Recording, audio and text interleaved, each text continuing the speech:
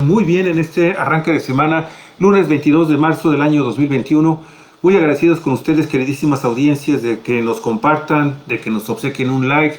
Y es lunes, es día de que se presentan con nosotros los queridos amigos y colaboradores Armando Duarte Moller y Daniel Solorio Ramírez, aquí a nuestra plataforma 4B TV Diálogos.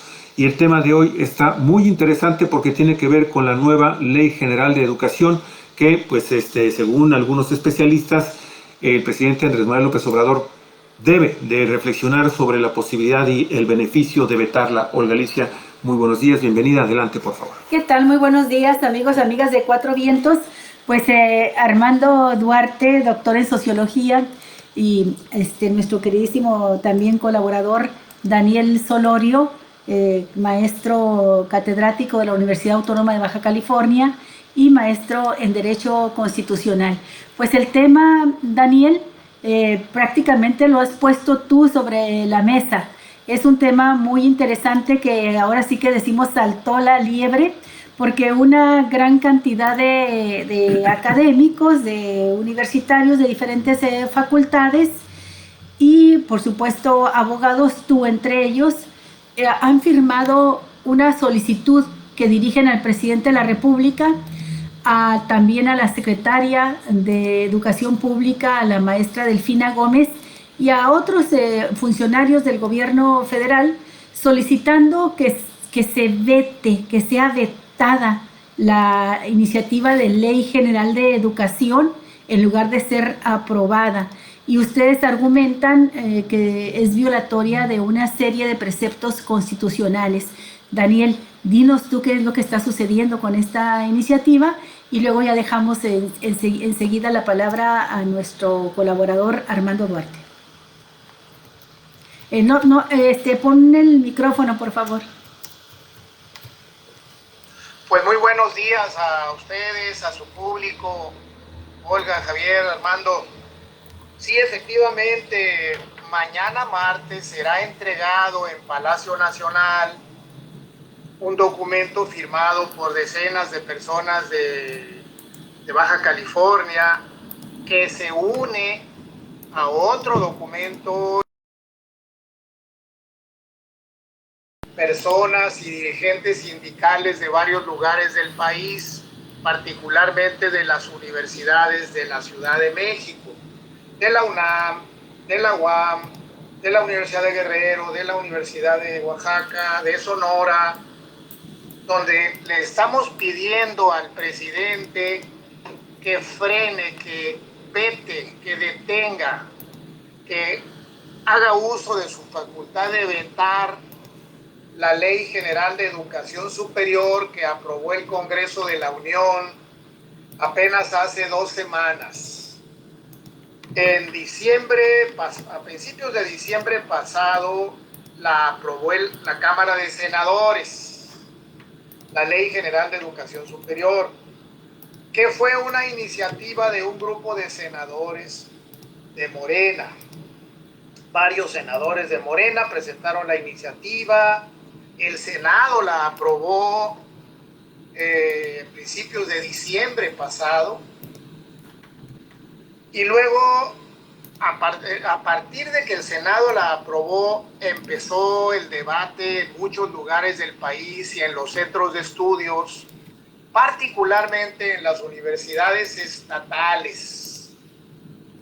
Empezó el debate en las universidades estatales por ese pequeño, promovido por ese pequeño sector democrático que hay afortunadamente en todas las universidades públicas estatales, aunque sea un pequeño sector de académicos, está atento a lo que está pasando. Y en la Ciudad de México, los dirigentes sindicales. ¿Cuál es la síntesis de qué manera habría que decir por qué se le está objetando? Primero, porque es completamente omisa en algo que el propio presidente de la República el 4 de enero pasado dijo que no debería de ser omisa. ¿En qué? En instalar reglas en la Ley General de Educación Superior para forzar para forzar los procesos de democratización de los gobiernos universitarios. De eso se trata en el fondo. Se trata de que la Ley General de Educación Superior establezca algunos principios básicos para que los congresos de los estados y los consejos universitarios tengan que democratizar los procesos de gobernabilidad, los procesos de gobierno, la selección de gobernantes en las universidades públicas, estatales. De eso se trata, básicamente de eso se trata. Y también se trata, por supuesto, de precisar qué es la autonomía universitaria, porque bajo el señuelo, bajo el fantasma de la autonomía universitaria, se han instalado, no solo en Baja California, en otros lugares del país, en muchas universidades estatales se han instalado por años, por décadas, pequeñas oligarquías, como la que nosotros tenemos, la que preside nuestro queridísimo candidato a gobernador, Alejandro Mungaray. Alejandro instaló un auténtico cacicazgo en la Universidad Autónoma de Baja California, y ese cacicazgo está por cumplir 20 años, en que él puede controlar mediante el proceso de corrupción, lo digo con todas sus letras, tengo argumentos para respaldarlo, mediante un proceso de corrupción de universitarios, instaló una pequeña oligarquía en la UABC. Bueno, la palabra pequeña sale sobrando porque todas las oligarquías son pequeñas, ¿verdad? No hay grandes oligarquías, sí, porque si son muy grandes se convierten en democracias, ¿verdad? Sí. Sí, instaló una oligarquía que él controla para beneficio propio y de un pequeño grupo de personas. Yo lo estoy denunciando desde hace 15 años, multiplico una gran cantidad de escritos, conferencias y pláticas, pero la gente que gobierna la UABC no quiere oír eso. Eso está reproducido en otros lugares del país, en Guadalajara, en la Universidad de Guadalajara, en Guerrero, en muchos otros lugares del país están reproducidas las oligarquías universitarias que le hacen muchísimo daño a la educación superior. Pues bien, el 4 de enero de este año, en su mañanera, hoy por temprano la repasé, por cierto, en su mañanera el presidente respondió una pregunta de un reportero sonorense, Demián Duarte. Al responder la pregunta, el reportero le preguntó: presidente, ¿por qué el Senado aprobó ya la ley de educación superior y no dijo nada sobre esto? Guardó silencio total sobre los procesos necesarios de democratización en los estados, en las universidades estatales especialmente.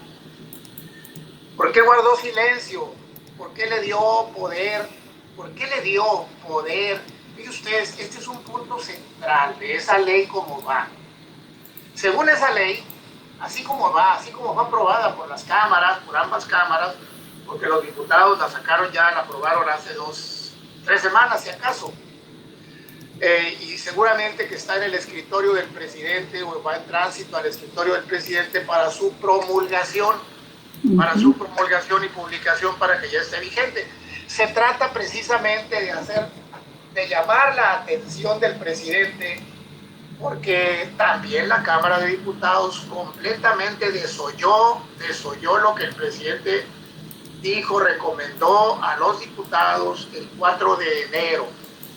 Dijo claramente el presidente, hay grupos oligárquicos en las universidades públicas de los estados, hay personajes que se han apoderado del dinero universitario por muchos años. No mencionó a la UABC, pero sí mencionó expresamente a la Universidad de Guadalajara, la puso como ejemplo, que lo es, realmente es un paradigma la Universidad de Guadalajara, que se convirtió desde hace 40 años en un coto de poder político y económico del señor Padilla, que la sigue controlando. Pues así en Baja California y así en muchos lugares. Bueno, esa es la petición al presidente. Presidente, devuélvesela a las cámaras del Congreso Federal pero devuélvesela con un documento de observaciones. La Constitución del país, en su artículo 72, le da al Ejecutivo Federal el poder constitucional para que una vez que las cámaras legislativas aprobaron una ley y se la mandan para que la promulgue, la publique y entre en vigor, el presidente puede en ese momento ejercer una facultad constitucional de vetar, así se le llama. En la doctrina se le llama vetar, el veto del Ejecutivo. La Constitución no dice veto, la Constitución dice puede observarla, hacerle observaciones y devolvérsela a las cámaras para que decidan si adoptan o no adoptan esas observaciones del presidente. Automáticamente, según la Constitución, si el presidente se las devuelve con observaciones, las cámaras están obligadas, es un deber constitucional de las cámaras, estudiar las observaciones del presidente y votar si las aprueban o no. Ese es el fenómeno constitucional del llamado veto ejecutivo que estamos pidiendo que sea ejercido por el presidente López Obrador, y le queremos hacer un llamado de atención. Presidente, le están metiendo un gol. Es un gol que le están metiendo al presidente, y esto que digo, lo digo con toda conciencia de lo que estoy diciendo, porque el propio presidente, de boca del presidente, el 4 de enero, dijo, se la voy a devolver, los diputados la van a revisar. Es muy importante que lo revisen, porque efectivamente, dijo, hay pequeños grupos, hay universidades donde una sola persona, dijo, por décadas ha controlado el presupuesto, el dinero de la universidad. Es necesario, dijo, también es muy necesario instalar procesos democráticos para la renovación de los gobiernos universitarios, porque la educación tiene que ser democrática. Entonces es muy claro, yo lo veo muy claro, es un gol que le están tratando de meter al presidente con él, al pedirle que promulgue y mande publicar esa ley. Ese es mi planteamiento inicial. Si gustan, seguimos platicando. Me parece que ya no tarda en llegar el documento. Sí, de hecho a mí ya me llegó, te lo agradezco mucho, Daniel, y a tu secretaria, bueno. Posiblemente ya le llegó también a Armando. Armando, tú eres un conocedor del proceso legislativo hace tiempo, pero ya fuiste diputado y no ha cambiado mucho el proceso legislativo en ese sentido del veto. ¿Crees tú factible que el presidente de la República vaya a vetar esta ley general? Y si la veta, ¿qué repercusión tendría dentro de la Cámara de Diputados, de senadores? ¿Revierte el proceso? Esto en cuanto al camino que están solicitando los académicos y abogados en específico, de que el presidente de la República haga, vetar la ley en lugar de promulgarla. Pero eso en cuanto al camino, pero en cuanto a tu opinión también, si tuviste oportunidad de ver el documento y si conoces la iniciativa de la ley que estaba por promulgarse, Ley General de Educación, ¿a ti qué te parece, Armando? Necesitamos tu sonido, por favor. No tenemos micrófono. Gracias. Ándale, pues. Bueno, buenos días. Buenos días, Armando. Respecto a de si puede hacerlo, claro que puede hacerlo. Tiene toda la facultad. Es una prerrogativa que tiene el Ejecutivo Federal cuando recibe por parte del Congreso una iniciativa de ley aprobada, y que el siguiente paso es precisamente el que se publique para que surta efectos. Tiene que firmarla, tiene que firmar un decreto para que se publique. El presidente puede interrumpir el proceso en ese momento si a su juicio esa ley que se le está enviando contraviene alguna disposición legal que se les haya pasado por omisión o mala fe al Congreso, y en opinión del presidente debiera de revisarse, o en su defecto, si contraviene directamente, digamos que el sentido de sus políticas, en este caso de educación. Entonces, la petición es pertinente, toda vez que está precisamente en el momento en que esto se puede lograr. Y una vez que el presidente decida, si así lo hiciera, porque no sabemos cuál vaya a ser su decisión, pero si el presidente decidiera vetar esa ley, pues queda en una situación de no aplicabilidad. Se regresaría al Congreso, y ahí es donde entra la parte que dice el licenciado, en donde el presidente puede señalar específicamente aquellos puntos de la ley que debieran ser reconsiderados, e incluso puede señalar en qué sentido debieran de ser aplicados. Recuerden ustedes que en nuestro sistema político el Ejecutivo Federal es el responsable de las políticas públicas.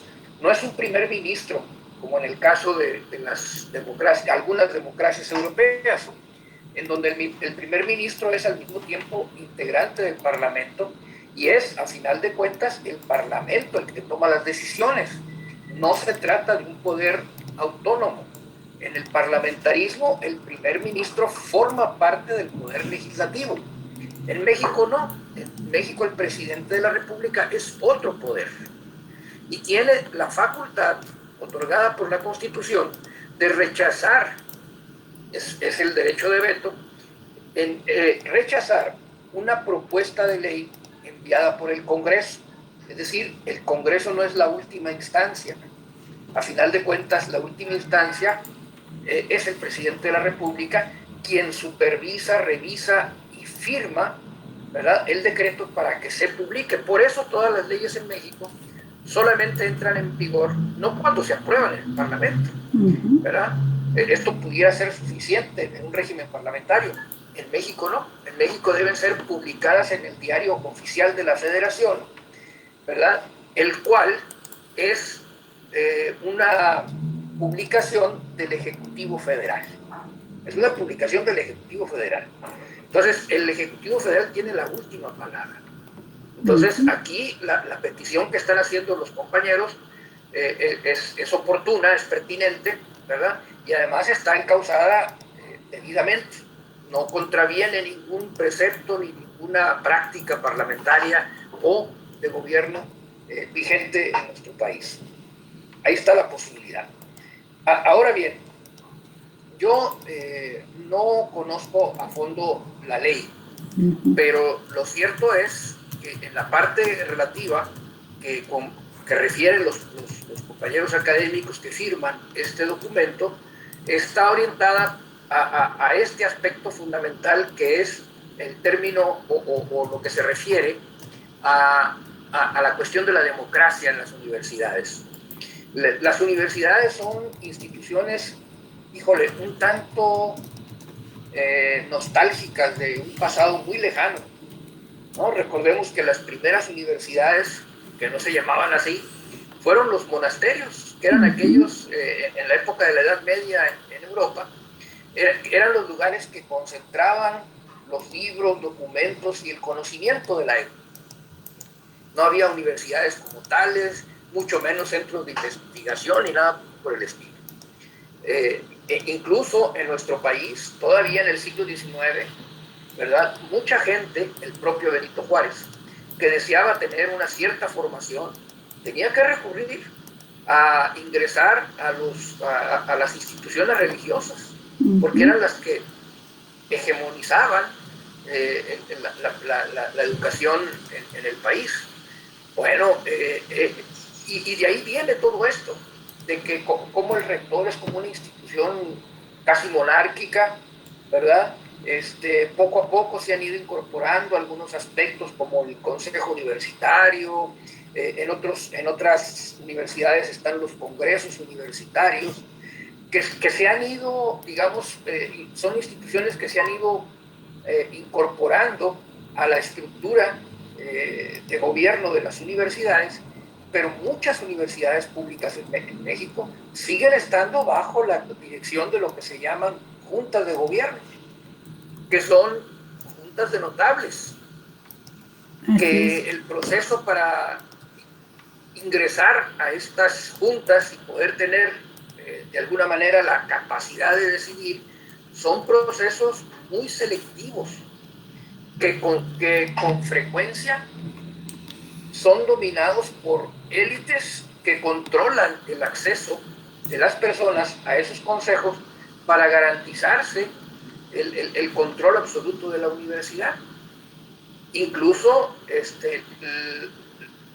aspectos como, por ejemplo, la rendición de cuentas y cosas por el estilo, están muy poco reglamentadas, no tienen el efecto que debieran tener en una institución democrática. Alguien diría, bueno, es que las universidades, ¿por qué tienen que ser instituciones democráticas? ¿Por qué no pueden ser más? Es otro tema, hay que discutirlo. Pero lo cierto es que en México ya hace algunas décadas se intentó democratizar las universidades a través de los cogobiernos. Y aquí en Ensenada tuvimos uno, en Sonora existió uno a nivel de la universidad, y en algunas otras instituciones de educación superior del país. Fue un proceso fallido. Creo que las universidades siguen siendo todavía un escenario, un campo importante en la lucha por la hegemonía dentro de la sociedad mexicana, y el control de las universidades ha sido una preocupación de los grupos políticos en México. Entonces, esto de la democratización va en contra de ese modelo. De ahí que haya sido tan dura la represión por aquellos movimientos en torno del cogobierno, y por eso me parece que en una reforma educativa del calado que se pretende hacer en México, este tema debe estar sobre la mesa. Y al parecer en esta ley no fue considerado como un tema importante, ha sido, digamos, puesto por ahí un poco oculto en algún artículo. Afortunadamente se dieron cuenta y lo están sacando a flote, porque esto se debe de debatir. Si realmente se quiere tener en el otro aspecto la garantía de que todos los estudiantes en edad, con deseos de estudiar a la universidad, puedan hacerlo, no deben de enfrentar un examen de selección. Tienen que ser aceptados por las universidades. Y en esta ley se le confiere al rector, elegido en esos términos tan oscuros y digamos sectarios, la facultad de decidir los criterios para recibir o no a los estudiantes. Es decir, este planteamiento, que ha sido un planteamiento público del presidente de la República, de que ningún estudiante con deseo de estudiar se quede fuera, tenga problemas para entrar a la universidad. Al dejar esto en manos de los rectores elegidos de esa forma por parte de las juntas de gobierno, la verdad que no te garantiza ese derecho. Ahí está una contradicción que creo que apunta en la preocupación de los académicos que firmaron el documento. Muy bien. Daniel, para darte incluso también a ti la palabra, lo que quiero es preguntarte a ti algo. Porque, permíteme, porque quiero hacer un planteamiento en donde tú también me vas a tener que dar una respuesta, a ver si la sabes, si la conoces. Hasta donde tú conoces, Daniel, que creo que es de los tres que estamos aquí en esta mesa de diálogo, creo que es el que ha estudiado más este tema de cómo viene esta Ley General de Educación, y específicamente en materia de educación superior, que es fundamental para este país, porque sabemos la mínima, la paupérrima cantidad de egresados que salen de las universidades nacionales, pero hay que ver también la calidad de esta educación, ¿sí? Y obviamente también el proceso de que estos jóvenes, mujeres y hombres que salen de las universidades de las universidades públicas y privadas de México, salen también con la posibilidad de que puedan encontrar trabajo. Entonces mi pregunta concreta es, y ahorita se me ocurrió una segunda pregunta que está implícita también en esto, de lo que acaba de decir Armando con el tema de los rectores. A mí siempre me ha preocupado que sea un solo hombre el que determine finalmente qué es lo que se hace o no se hace en las universidades públicas y privadas de México, y todas las comunidades académica, estudiantil, incluso los sindicatos, los padres de familia, en fin, todos los demás actores que confluyen en las universidades de México, pues son simples y sencillamente testigos de piedra, ¿no?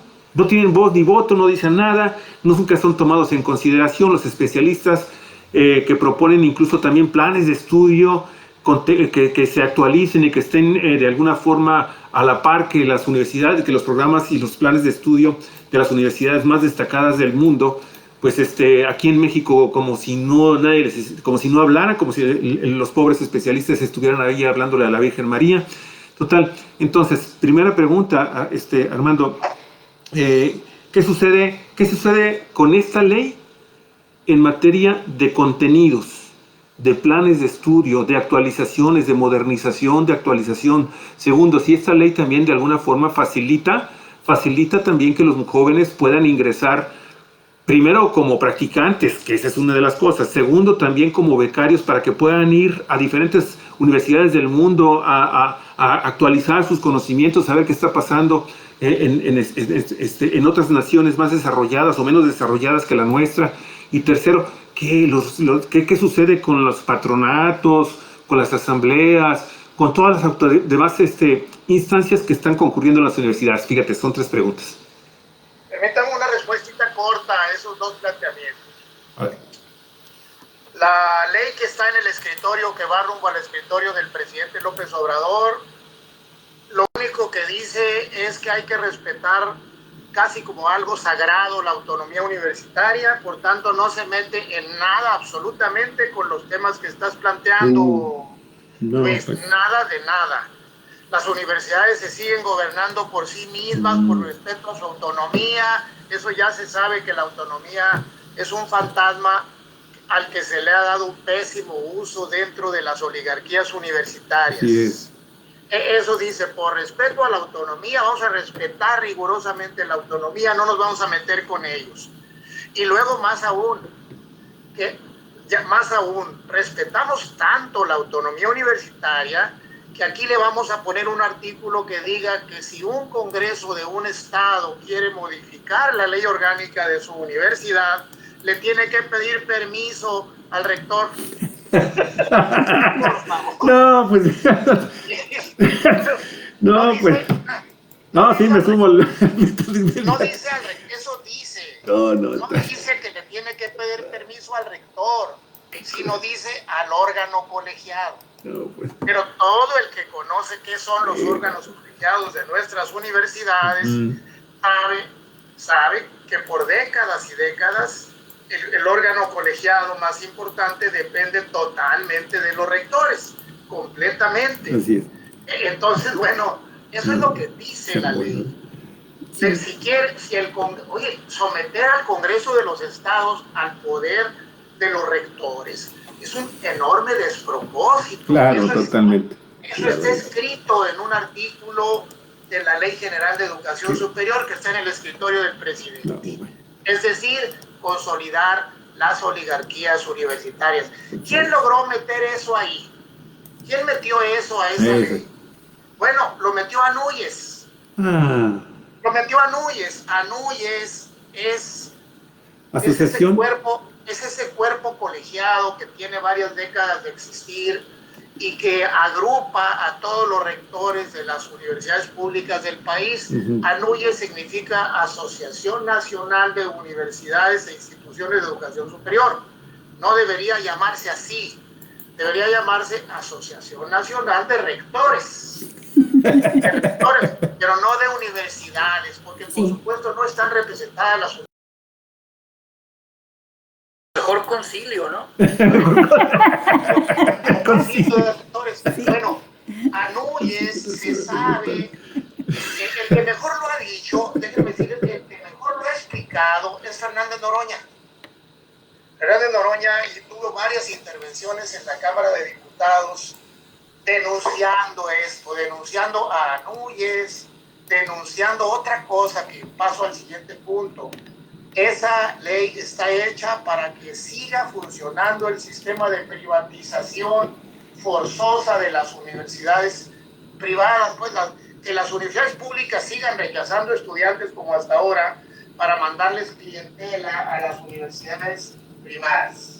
Sí. Y luego el mismo Fernández Noroña en la Cámara lo dijo varias veces, dijo, claro, yo sé, aquí veo entre ustedes a varios entre ustedes, diputados, a varios de ustedes que son propietarios de universidades privadas. Yo sé que lo son, usted señaló a varios, entonces están aquí aprobando una ley para incrementar sus propios negocios privados. Entonces es una ley hecha también para seguirle al negocio de la educación superior. Alguien puede decir, oye, ¿eres enemigo de las universidades privadas? No, por supuesto que no. Por supuesto que no. Pero debe haber un sistema de educación superior público al que asista todo el que puede, todo el que quiere ir, y el que tiene dinero para pagar la IBE o el CETIS o la Panamericana o la NAHUAC en la Ciudad de México, pues que vaya. Que tenga dinero suficiente, pues que vaya allá. Pero no que tengas que ir a las universidades privadas porque el sistema público te rechaza. Déjenme agregar algo sobre ese punto. La Ley General de Educación Superior tiene un artículo que dice, por respeto a la autonomía universitaria, el ingreso a las universidades públicas seguirá quedando en manos de la propia autonomía universitaria. Okay, claro.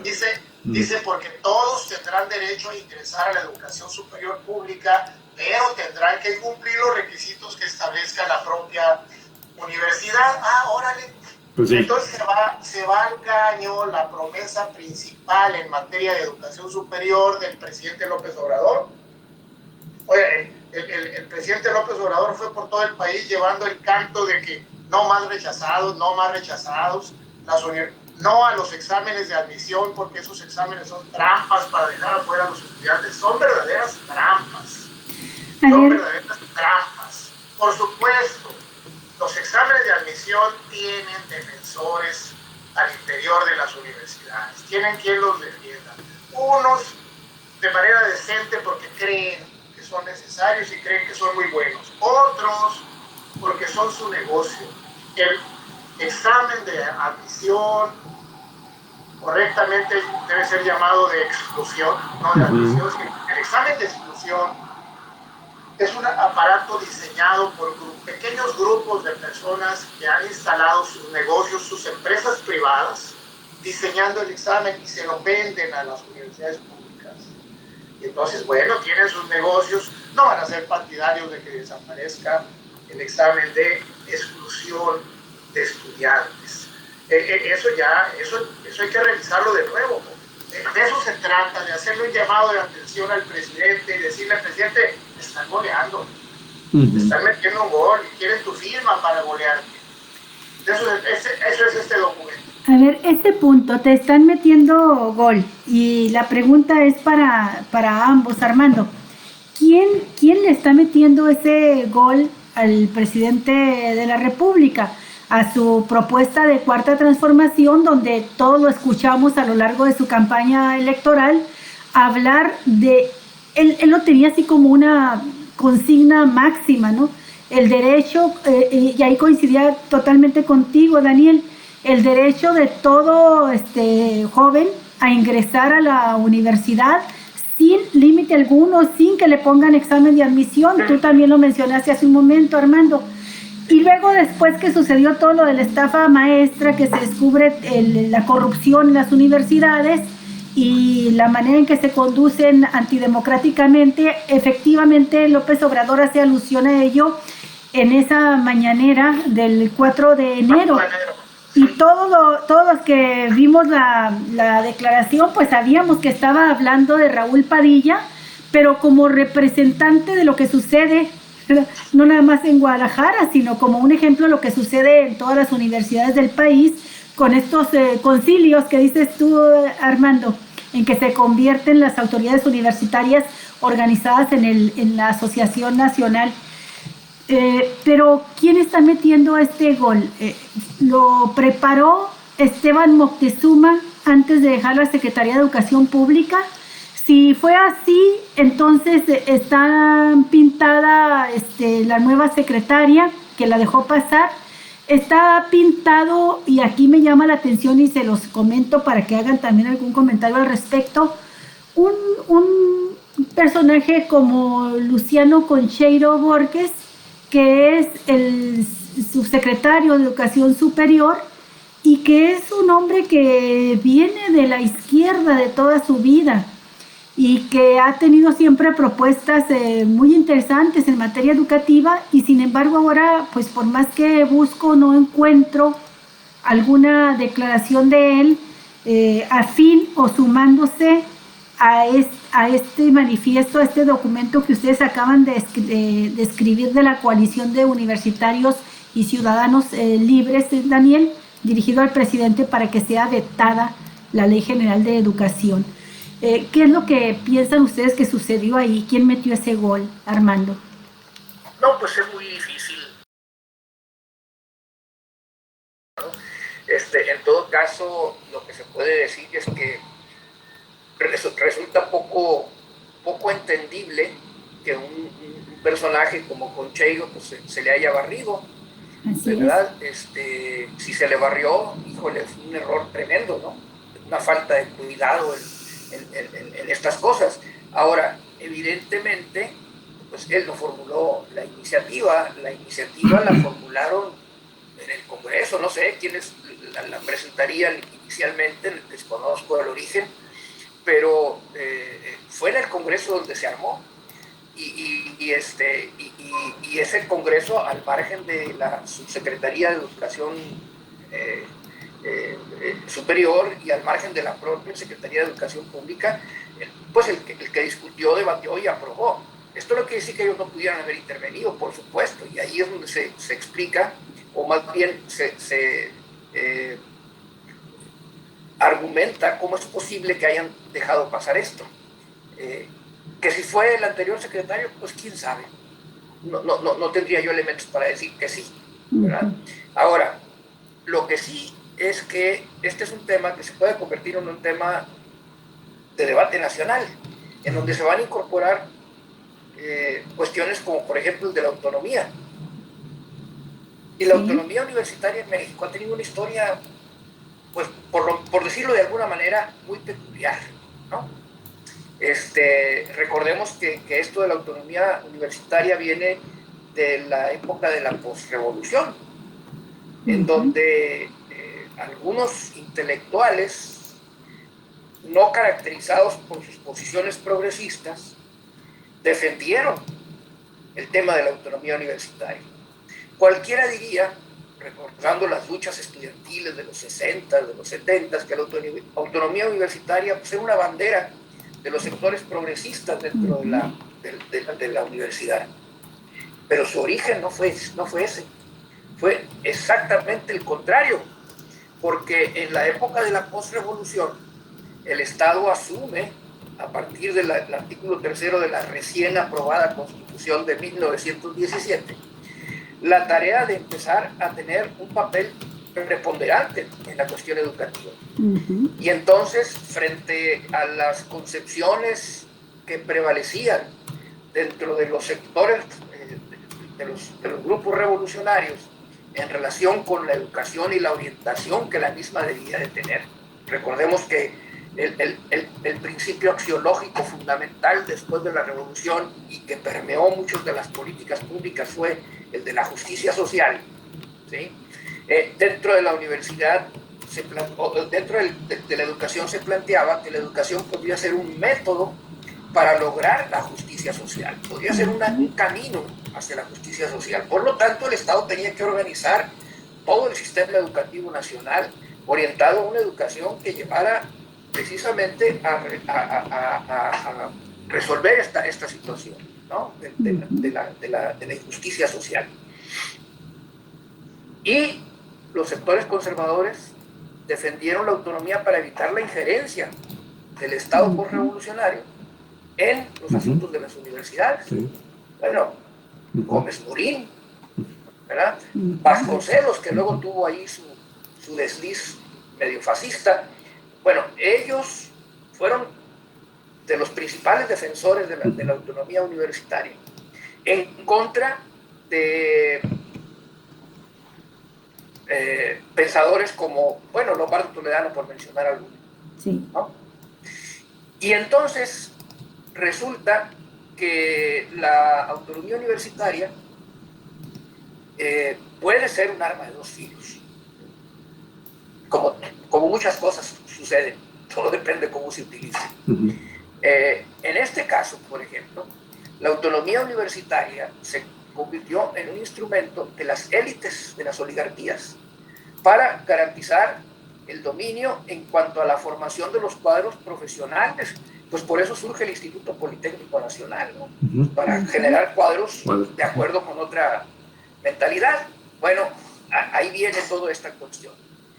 Y ahorita, en la época neoliberal, pues es claro que quienes se apoderaron de las universidades fueron representantes de esta corriente de pensamiento.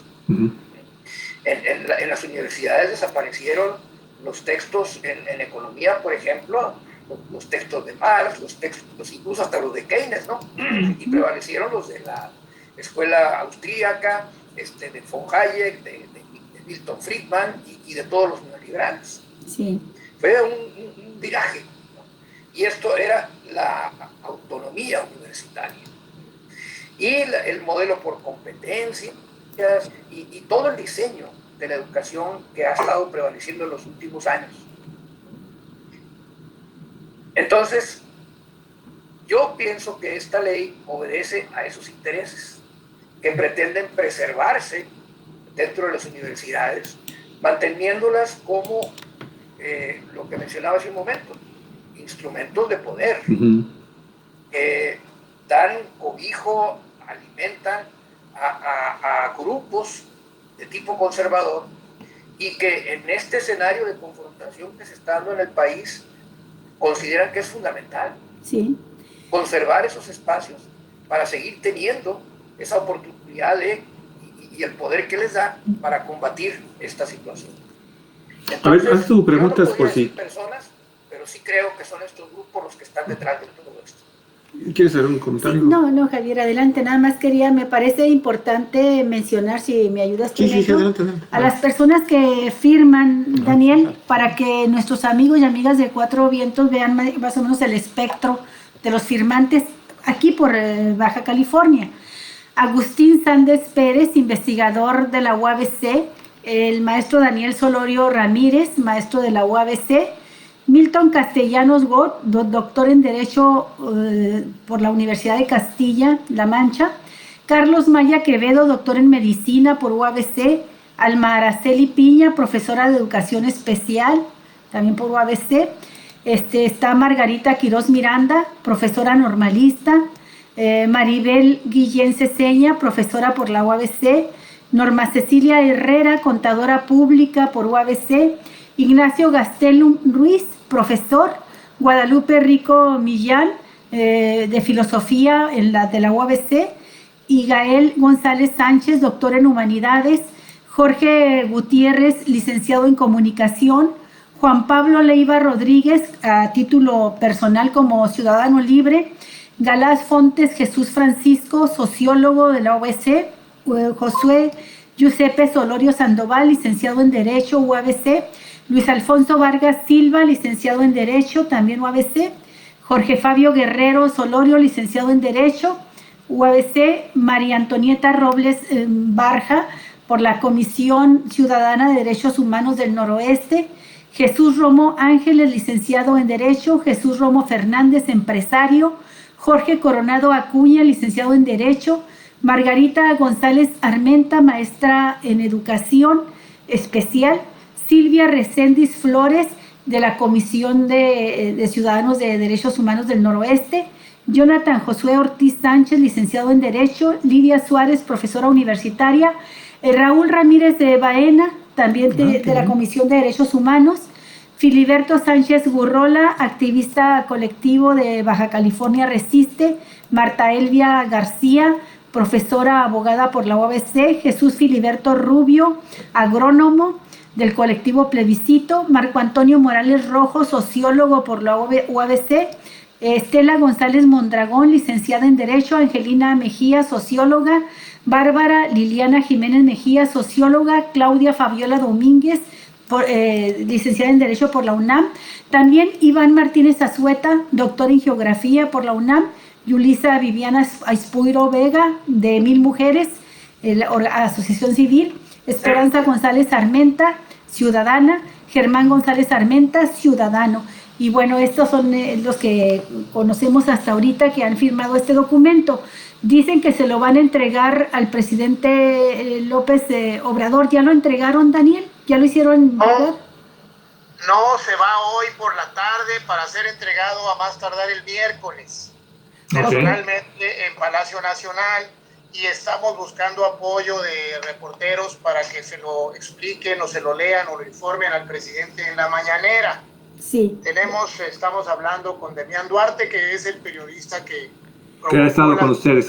Oye, Daniel, y en ese sentido, ahorita que ya conocemos a las personas que están haciendo, que vemos que están firmando este documento, que estamos viendo que son mayoritariamente gente de Baja California, sí. Tú dices que se podrían sumar maestros académicos, universitarios de otros estados de la República, de otras universidades inclusive también. No necesariamente tienen que ser universitarios, también puede ser cualquier ciudadano común, como lo estamos viendo en este momento en la lista que acaba de leer Olga.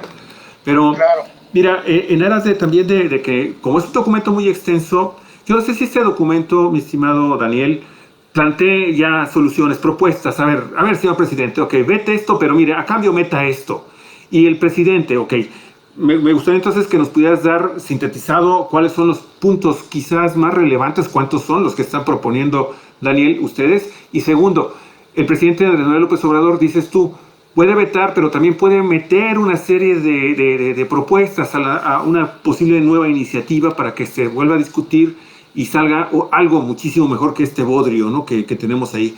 Entonces me gustaría conocer, desde el punto de vista de las propuestas, mi estimado Daniel, ¿hacia dónde van?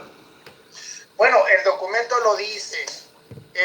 Sí, pero no podemos ver. Número uno, hay que incluir normas que establezcan el deber de las universidades, de los gobiernos de las universidades públicas de respetar los certificados de preparatoria. Okay. Es decir, respeta mi certificado de preparatoria, déjame ingresar y claro, si no doy el ancho ya adentro me sacas, pero el certificado me da derecho a entrar, no pases por encima del derecho que me da el certificado de estudios de preparatoria. Muy bien.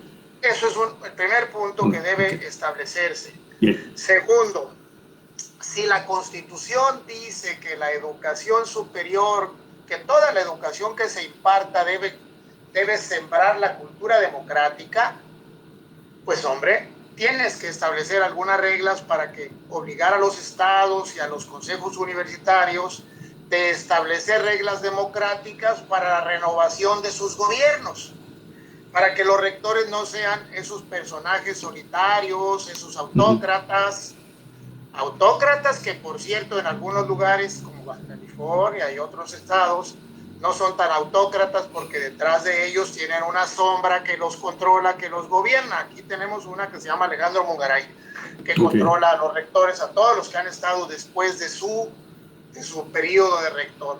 Entonces, esos son dos puntos fundamentales. Un punto tercero, establece reglas cuidadosas para que efectivamente siga funcionando la educación superior, pero que no sea una educación, que siga funcionando la educación superior privada, está bien, pero que no sea a costillas del rechazo de estudiantes deliberado que hay por las universidades públicas. Esa es una cuestión. Otra, algunas reglas para el buen control del dinero universitario. Bueno, esas son 3 o 4 reglas básicas que son las que están en el documento. Que no se meta el dinero público de las universidades a las bolsas de valores o a las tanditas. Tocaste un punto fundamental, Luis. En la UABC tuvimos una época, ustedes la recuerdan, hace unos años, Cuamer era el rector, Gustavo de Hoyos era el presidente del patronato, y en algún momento ellos dos dijeron, a ver, ¿por qué este dinero, estos millones de pesos que tenemos aquí, que no los estamos en este instante usando, por qué no los ponemos en la bolsa de valores? ¿De acuerdo?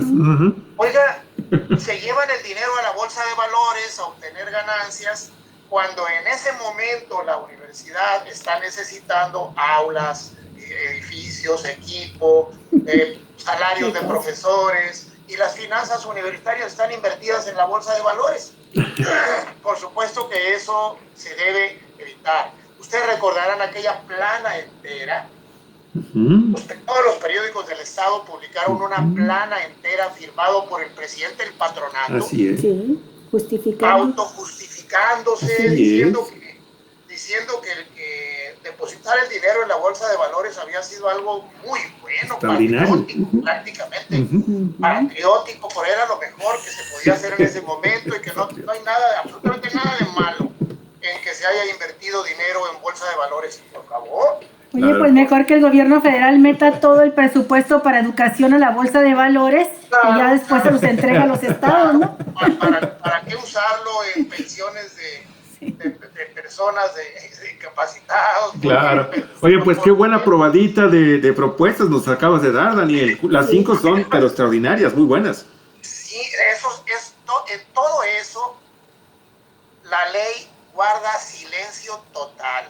Y lo dice bajo un señuelo, bajo un engaño. No podemos decir nada de eso porque violaríamos la autonomía universitaria. Qué barbaridad. No me digas, oye, no me digas. Pues, ¿qué crees tú que la universidad, que la autonomía universitaria es? Explícame porque eres el Congreso de la Unión y estás expidiendo una ley reglamentaria del artículo 3º constitucional que dice que la educación superior tiene que ser democrática. Tienes toda la autoridad para decirle a los congresos estatales, congresos, modifiquen las leyes orgánicas y exijan procesos democráticos en la selección de los gobernantes universitarios. Respeten, hagan que las autoridades universitarias respeten los certificados de preparatoria que da el gobierno, que dan las instituciones públicas, no permita ya que sigan pasando por encima de esos certificados, porque eso es lo que hacen las autoridades universitarias. Y lo defienden como si lo dicen, las autoridades universitarias lo dicen en pequeños círculos, no se atreven a defenderlos en público. Yo quisiera ver a un pequeño grupo de rectores, a 5 rectores, a 3, a 2 rectores aquí con ustedes, para que ustedes les pudieran preguntar, oiga, ¿por qué aplican el examen? ¿Para qué sirve el examen de eso que ustedes llaman de admisión? ¿Para qué sirve? Para no admitir, para dejar afuera. Les va a decir, los rectores van a decir, para rechazar. Los rectores dicen, es que con ese examen seleccionamos a los de mayor calidad, hacemos una depuración y nos quedamos con los mejores. Los que se quedan fuera, pues nos da mucha pena, pero no tienen la capacidad porque no pasan el examen. Falso, completamente falso. Yo nunca he escuchado a un rector o a un director de servicios académicos de una universidad defendiendo con argumentos el examen de admisión. Nomás lo ponen y ya. Hay que recordar que el examen que se llama de admisión, pero que no es de admisión, sino de exclusión,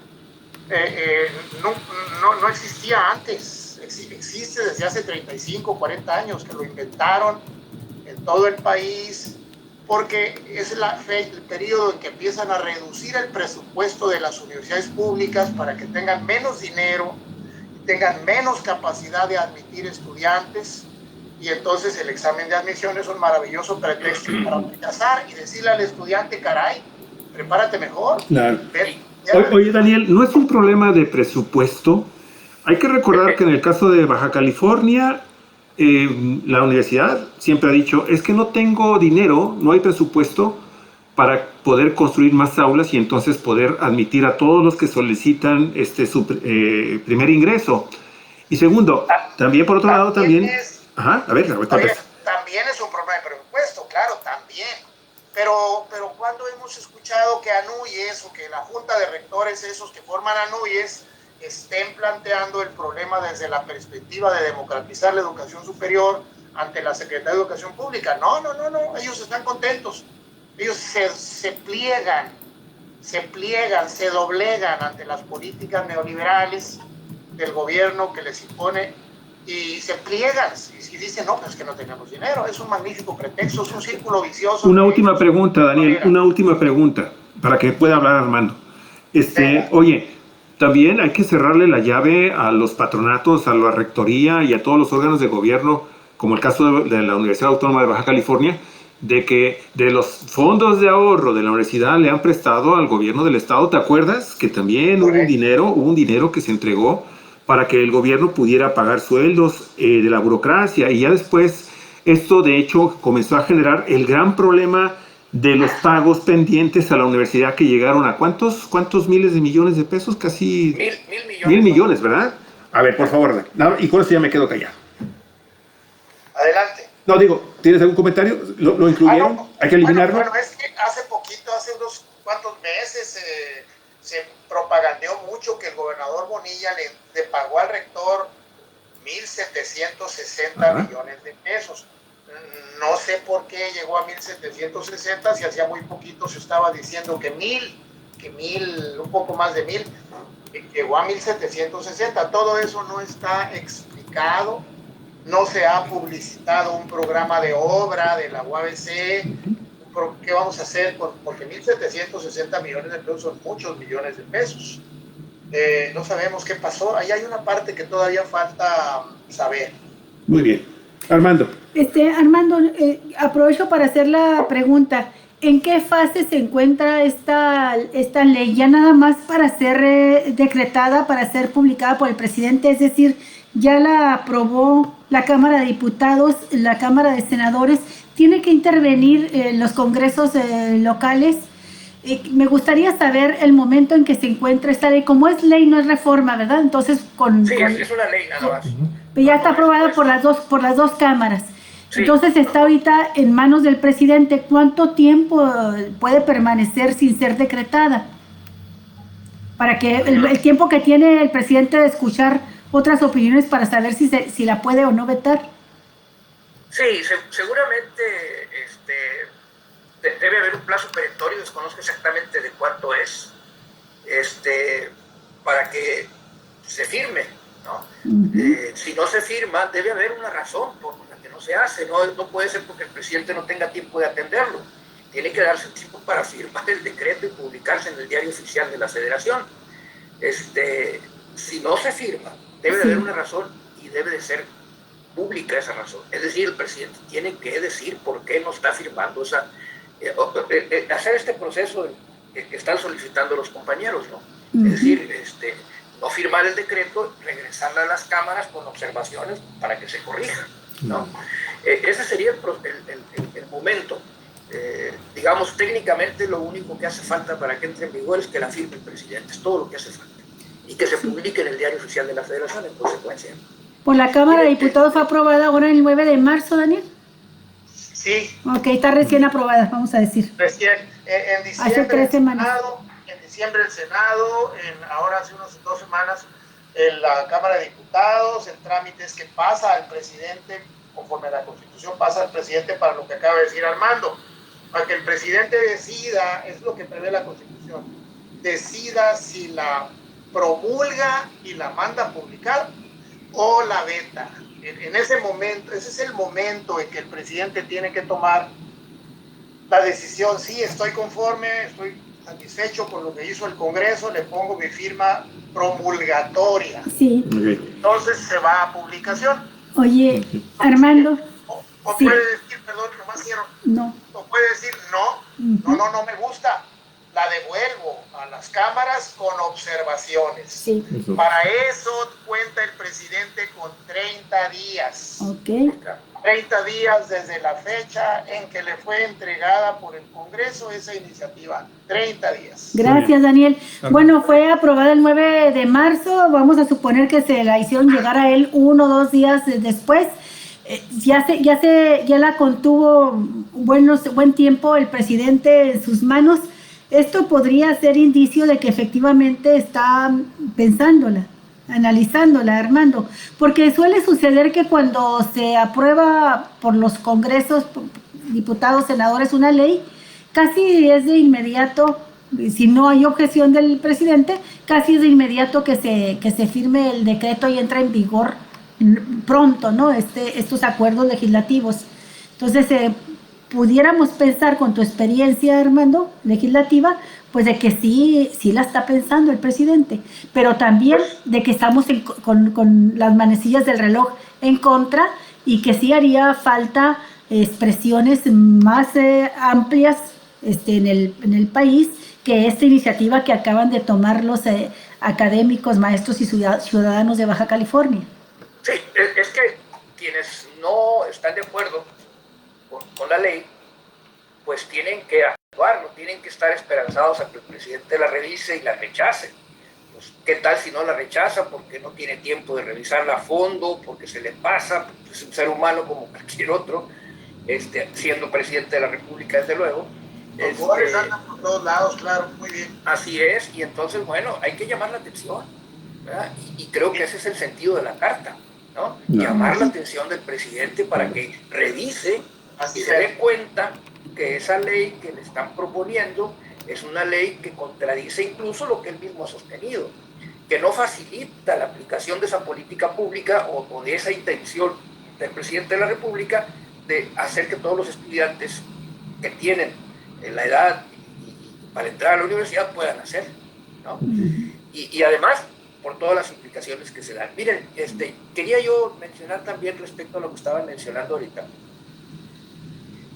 Decía el licenciado, bueno, es que, ¿qué pasaría si el presidente decide regresarla a que se corrija? Se va a venir la jauría en defensa de la autonomía universitaria. Sí, claro. ¿No? Van a venirse, pero gruesos, ¿no? Y van a tratar de engatusar y de involucrar ahí a los sectores progresistas para que salgan a defender la autonomía universitaria. Y por eso mencionaba yo cuál fue la historia de esta y el aspecto de que esto de la defensa de la autonomía universitaria es un arma de dos filos. Pues hay que ver en qué momentos hay que defenderla, ¿verdad? Y en qué momentos como esta, por ejemplo, salir a ciegas en defensa de la autonomía universitaria sería prácticamente un error, ¿no?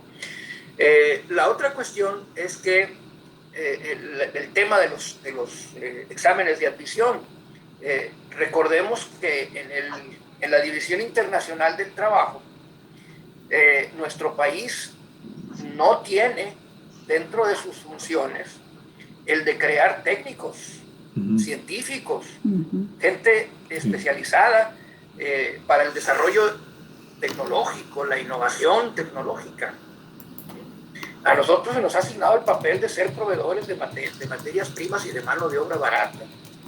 Por lo tanto, en el aspecto educativo, ¿para qué queremos universidades con muchos estudiantes? ¿Para qué queremos muchos profesionistas y científicos si a final de cuentas eso no es lo que nos toca hacer en este mundo? ¿No? Eso se lo reservan las grandes potencias y los que tienen el control y el monopolio de la tecnología, que se ha convertido ya en un mecanismo de dominación, ¿no? La brecha tecnológica no es casual, ¿no? Entonces, ¿para qué ha servido el examen de admisión? Pues para eso, para filtrar y para lograr que las universidades generen los cuadros que requieren la economía de nuestro país en ese marco de la División Internacional del Trabajo, en la cantidad necesaria, no más. ¿Para qué quieres tantos, no? Si ahorita está el problema, porque a pesar de todo, ¿verdad? Hay cantidad de profesionistas que terminan su carrera y que terminan trabajando en otras cosas distintas a las que estudiaron, porque el mercado laboral en México no les ofrece alternativas, o muchos deciden salirse del país y buscar futuro en otras partes, sobre todo los que tienen altas calificaciones en materia, por ejemplo, de ingeniería o de alguna de las ciencias naturales, ¿no? Sobre todo en aquellos aspectos de los nuevos desarrollos tecnológicos. Entonces, creo que es parte de un problema mucho más complejo. No es simple y sencillamente el tema de que no entren o del negocio. Es parte, pero también forma parte de todo esto, en donde la educación superior en México juega un papel, o ha jugado un papel prácticamente secundario, ¿no? Así es. Aquí de lo que se trata es de que la gente aprenda a leer, escribir, que salga de la primaria y la secundaria, si acaso de la preparatoria, y para eso es suficiente, para lo que este país tiene asignado y lo que puede ofrecer, con eso es más que suficiente. Sí. ¿Para qué quiere estudiar la universidad? Armando, Olga y Daniel, quiero recordar, ya llevamos un poquito más de una hora y me gustaría ya nada más mi último comentario e incluso aprovechando, Armando, que estás hablando esto de que también requerimos técnicos, requerimos personal con otras características para afrontar nuestro futuro y nuestra independencia como nación de una manera pues mucho más complementaria, mucho más integral. Humberto Siqueiros, voy a aprovechar uno de los muchos comentarios que han estado haciendo queridísimos amigas y amigos de Cuatro Vientos. Muchísimas gracias, comunidad Cuatro Vientos, por estar con nosotros tan calientitos ahorita con este tema en particular. Muchísimas gracias. Compartan, por favor, denos un like, por favor, recomiéndenos. Fíjate, Humberto Siqueiros nos dice también apoyen a difundir lo que está pasando en las normales. Y fíjate, Daniel y Armando, no sé si, específicamente, Daniel, a ti, mi última intervención, ya para cerrar. Daniel, ¿cómo considera las escuelas normales de este país esta ley general de educación superior? Porque las normales viven actualmente en el limbo. Han ido desapareciendo, han sido erradicadas, tienen una fama tremenda. Ya ven lo que pasó con los muchachos en Ayotzinapa.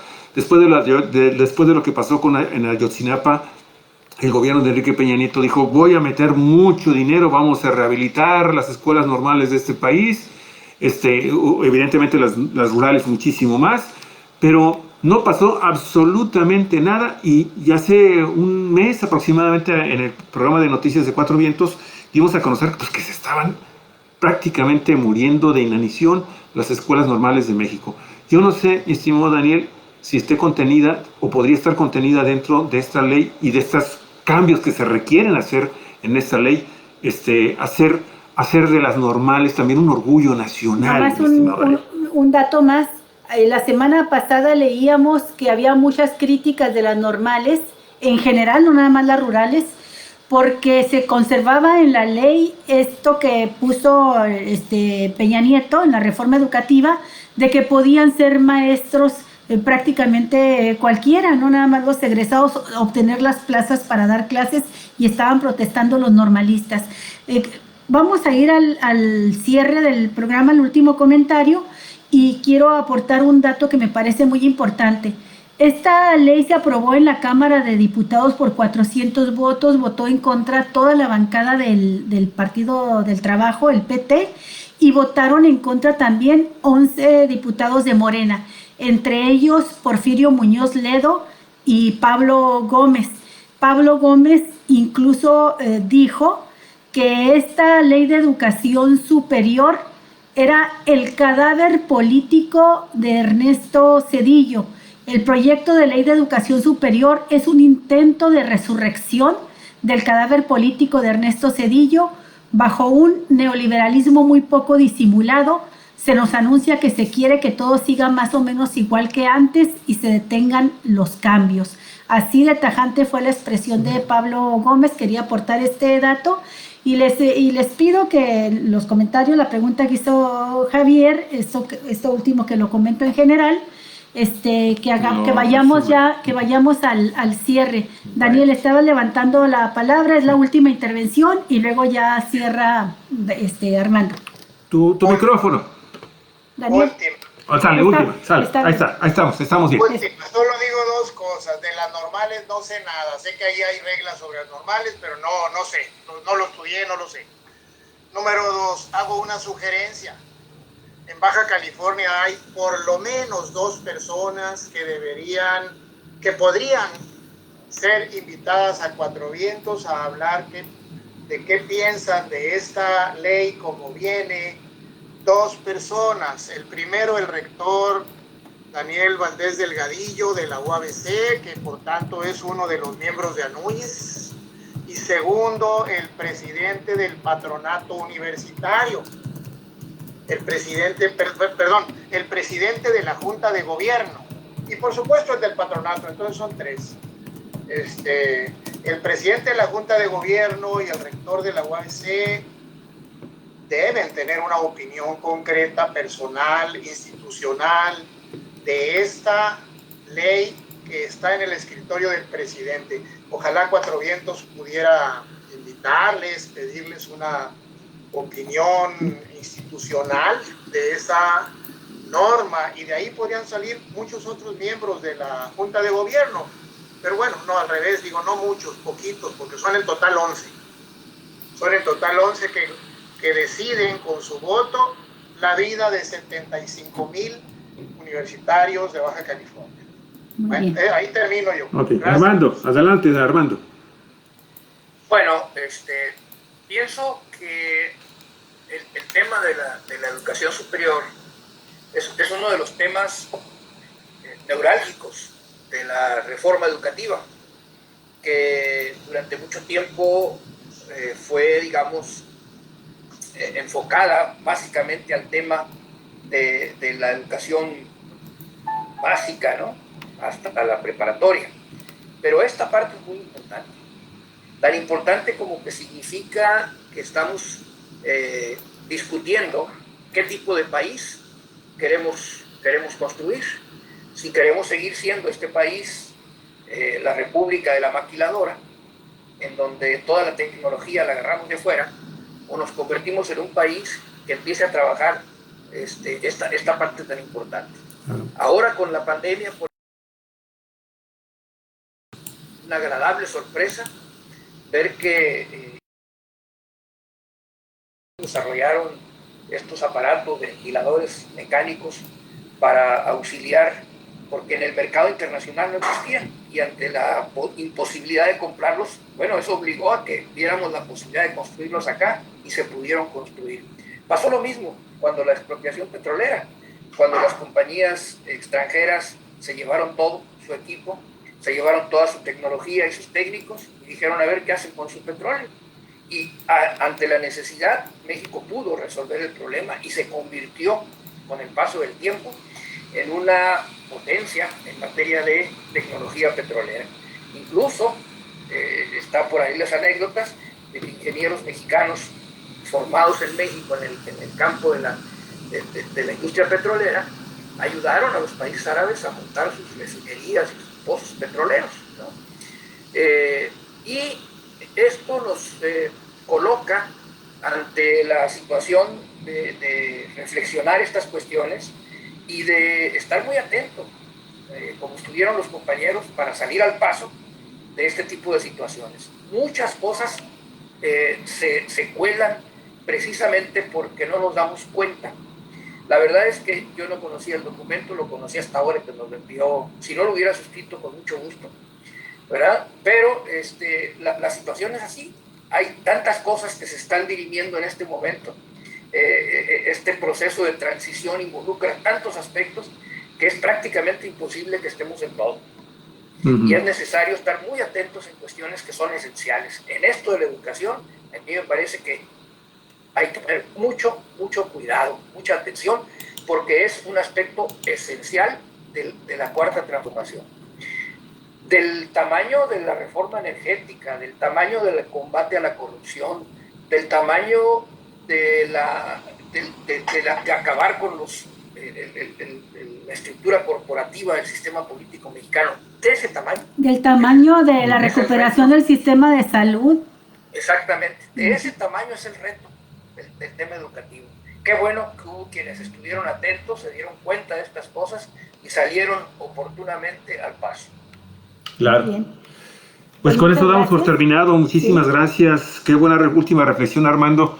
La verdad es que me hacías recordar que todas las naciones del mundo que son de alguna forma independientes desde el punto de vista económico tienen poderosísimas leyes de educación superior y de educación en general, ¿sí?, que les han permitido tener finalmente un futuro autónomo en materia de patentes, por ejemplo, y de un desarrollo de conocimiento impresionante en la academia, en la investigación, a los más altos niveles. Y ahí tienes a los países como el nuestro, finalmente sobreviviendo de lo que alcanzamos a rescatar con la compra de las patentes, que nos hace todavía sumamente dependientes.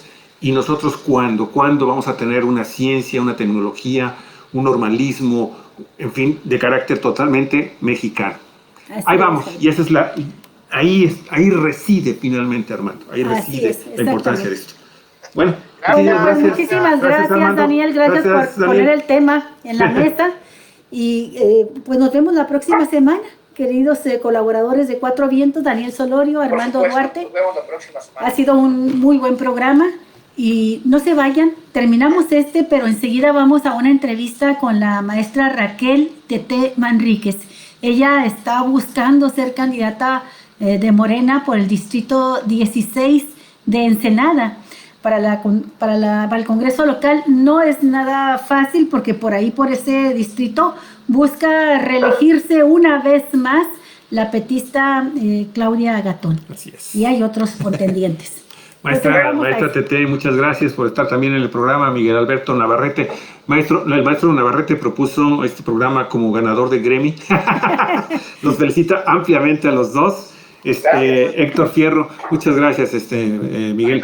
Héctor Fierro, Judith AGR, María García, muchas gracias. María te manda muchos saludos, Armando. Nándico Ramírez, Moy Escamilla, Damaris Morzán, Raúl Villarino Ruiz, mi estimado Raúl, Daniel Ortega Morales, Guadalupe Espinosa. Bueno, a todos ustedes, muchísimas gracias, amigos y amigas. Betty Watanabe, un abrazo para ti, Betty, y también para Lalo Durazo, Muchísimas gracias a todos, amigos, muy amables. Siga con nosotros, en un ratito regresamos. Hasta dentro de unos cuantos minutos.